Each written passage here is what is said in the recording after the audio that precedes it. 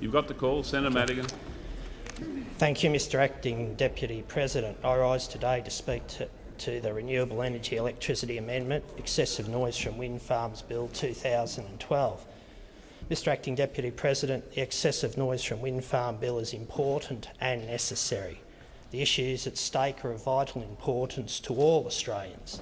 There are matters of health, matters of proper regulation and matters of substantial and increasing taxpayer funding. The excessive noise legislation is not an attack on the wind industry, it is not an attack on renewable energies.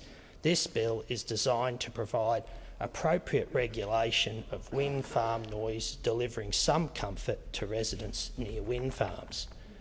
It will help deliver regulatory certainty to the wind industry. It will sort out the dog's breakfast that currently characterises wind farm noise regulation at state and territory levels. It will help ensure that the Commonwealth's Renewable Energy Certificate Scheme is supporting wind farm operators who do the right thing by the Australian public and filtering out those who do the wrong thing. Mr Acting Deputy President, there are some who have stated that this bill has only come into existence because apparently Senator Xenophon and myself are obsessed with wind farms. That accusation is half right.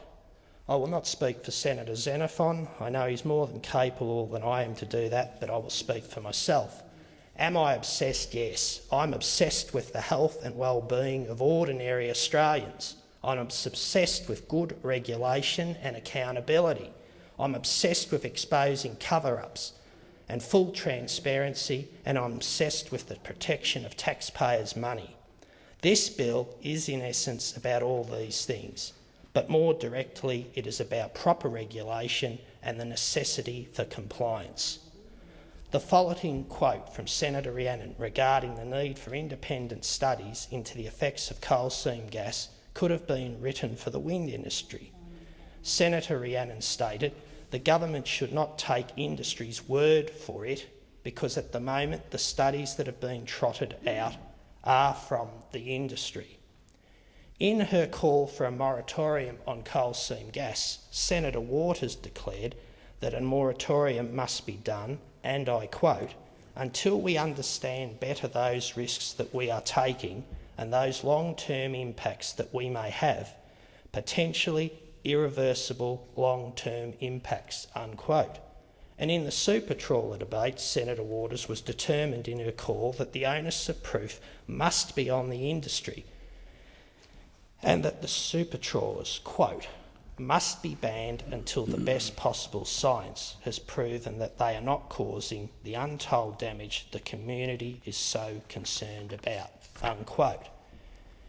Mr Acting Deputy President, there is no call for a moratorium in this bill. There is no call to ban an industry here. What there is a bill that fulfils the calls by the Green senators for full accountability by industry, for thorough examination of the risks, for community concerns and dangers to health to be put ahead of economics. Mr President, what this bill seeks to do is to ensure that an industry that enjoys substantial taxpayer subsidies is properly regulated, is transparent and is held just as accountable for its actions as any other industry in this country. Through the Senate committee inquiry over the last few weeks, we have substantiated that this legislation is not onerous on the wind industry relative to noise legislation regulating other Australian industries. In fact, wind farm operators would only be required to meet half the noise limit currently demanded of other industries. The excessive noise limit of other industries is set at a noise above background plus 5 dBA, compared to the proposed legislation for the wind industry which is background noise plus 10 dBA.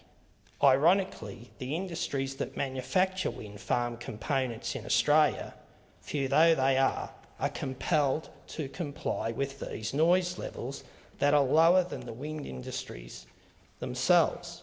I can guarantee that there are few industries in this country that would not love to operate under a noise standard of background plus 10 dBA. In fact, those who suggest the industry noise standard should be fair and even to all should consider that to do so would mean either increasing other industry levels to background plus 10 or reducing the wind industry's level to background plus 5. But to insist that the wind industry follow the same noise levels as other industry is too much like attacking a sacred cow to many here. While regulating excessive noise, this legislation is not excessive over-regulation. Through the Senate Committee of Inquiry, we have substantiated that other industries, such as the aviation sector, must provide real-time noise information to the Australian public. In the case of airports, anyone can at any time access real-time live feed information readily from the internet. If you're interested, I'd be happy to send you a link so you can check it out for yourselves. This ensures transparency and accountability. During the recent public hearing, Professor Simon Chapman, who, while not a medical expert and who cannot be expected to provide an expert opinion on matters of health relating to excessive noise, made a valuable contribution regarding transparency. When asked, and I quote from the record, "Do you have an issue with that level of transparency in terms of the proponents of wind farms providing that information publicly?" End of quote. Professor Chapman stated, no, transparency is always a good thing.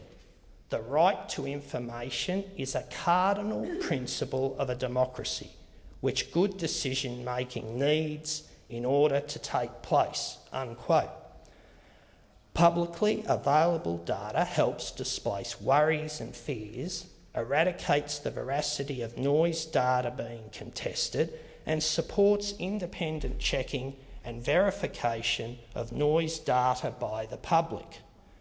Unfortunately, Mr Acting Deputy President, despite statements by virtually every witness at the inquiry stating transparency is a good thing and that the provision of data is necessary, the wind industry sees it differently. In fact, the wind industry refused to release information but then claim noise is not a problem. It's all in the minds of local residents. They try to dignify this brush-off by calling it psychosocial or a nocebo effect.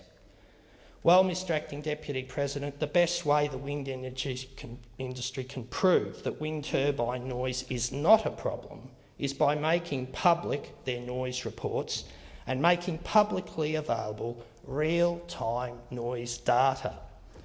Just as Senator Waters suggested in the debate on the super trawlers, the burden of proof lies in the hands of the wind industry and not on the local residents or even on the regulator. Compliance means just that. All industry must comply with regulation, whether they be the lepers of Australian industries such as coal and uranium or the sacred cows of the renewable industry, wind farms. The industry must prove it is complying. It is not up to the local community and the taxpayers to prove they are not. The industry's refusal to release noise data does not support their case. It works against it. Why are they hiding the noise data? Commercial incompetence is the most common excuse. Commercial incompetence, sovereign risk, peer-reviewed, these expressions seem to be used more and more. Unfortunately, not for transparency, but usually to keep something hidden or untouchable. I remember when I was young, there was an expression, scientific studies show, and that ended all debate. The wind industry's reply to requests for data generally ends the same way. We are compliant, they say, so why do we need the data? Well, Mr Acting Deputy President, in answer to their stoicism, I will say the same thing that I've said since I was given this reply several years ago. If you are compliant, you have nothing to fear by supplying the data. If you are compliant, then all the more reason for it to be provided. Mr Acting Deputy President, this industry, the wind industry, is in business for pretty much the same reason as any other business: profit. That's fine. All businesses are encouraged to make profits, to develop and to add to the local community and to the economy. But while most industries in this country go about making their profits, they do so under regulations they are required to comply with and which prohibit them from causing harm to the health of the community or the environment. Almost all of these industries are compliant with these regulations, and those that are not are penalised and expected to become compliant or close. But here, Mr Acting Deputy President, we have an industry that does not believe it needs to prove its compliance. When asked repeatedly at the hearing whether they would make their data publicly available, they could only respond that it would depend on what it was wanted for. When asked why they objected to the excessive noise level background of plus 10 dBA, as stated in the bill, their response was that the state noise guidelines were regulation enough. In reply to Senator Xenophon's question on what constitutes excessive noise, Mr Upson from Infigen stated, and I quote, "Excessive noise by definition is a noise above what the state noise level limits are. If you are over that limit, then it is excessive. It is simple enough." I agree, Mr Acting Deputy President, that it is simple enough. If you operate below the noise levels limits, you are compliant. If you don't, you are not. But the problem here is, how do we know if you are compliant if you will not supply the data? Mr President, the wind industry, like all industries, protects its interests wherever possible. In order to continue getting substantial public subsidies to enjoy the rewards of the Renewable Energy Certificate scheme, they need to comply. If they don't comply, their profits and their RECs are in danger. But to allow any industry complete self-regulation is disastrous, and we all know it. Yet here we have one of the most heavily subsidised industries in the country, and we can't get them to agree that verifying their compliance is a necessary thing. We constantly hear criticism of the subsidies given to the vehicle manufacturing industry, but not a word about subsidies of an industry that is so defensive about complying with a basic noise level. Mr President, if there is no public scrutiny, there should be no public money. I ask again, what do they have to fear? Surely the best defence for a multi-billion-dollar industry wanting to protect its business is compliance. If the data is compliant, their case is won. Releasing the data will either verify their compliance or show their non-compliance. If it turns out that the wind industry is non-compliant, then it is best we find out now and ensure the problem is fixed, so that any and all future wind energy facilities are constructed to meet compliance. The data collection methodology could be checked, the data outcomes could be checked, and an independent verdict could be achieved. Mr President, Acting Deputy President, this level of obstruction will inevitably lead to the idea that the wind energy industry is hiding something. The Senate Committee Majority Report recommends a peace offering that was initiated by Pacific Hydro. It recommends that noise information may be provided to an independent authority. This is the only offering from the Majority Report. It opposes all of the noise aspects of the bill. While the smallest gesture from the committee's majority goes a little way towards what is needed, it is not enough. It is a gesture in the right direction, but it is still only a gesture. The wind industry needs a regulatory environment that can and will protect members of the public and the environment from noise emissions. That will support and encourage good industry practice, and in doing so help protect the reputation and investment prospects of this industry. Mr President, Acting Deputy President, if the Environment and Communication Committee were sincere in analysing this bill, committee members would have showed up to the public hearing. If the committee was sincere in wanting to protect an important plank of the federal government's emissions reduction policy, they would welcome the regulatory environment of the wind energy industry being put on a scientific, accountable and open footing. Emissions reduction should be across the board, reducing greenhouse gas emissions and noise emissions from energy technologies. During the day of the inquiry, we heard the mantra of the wind turbine manufacturers and the wind turbine operators. This is a states' rights issue. The states are doing a great job.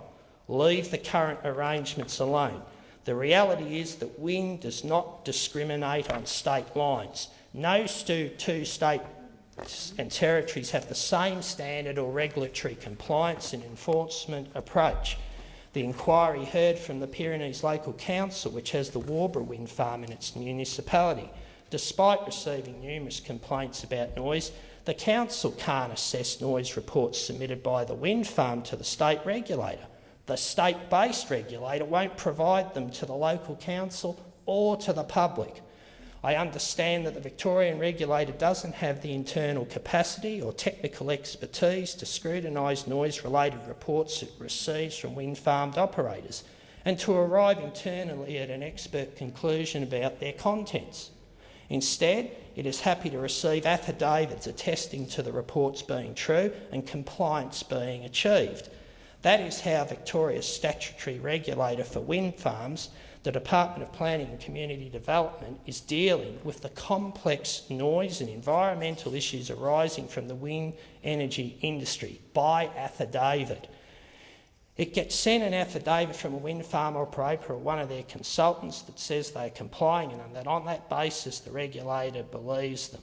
There is no capacity or willingness to engage, for example, the EPA or any other regulatory government authorities, scientists or health experts.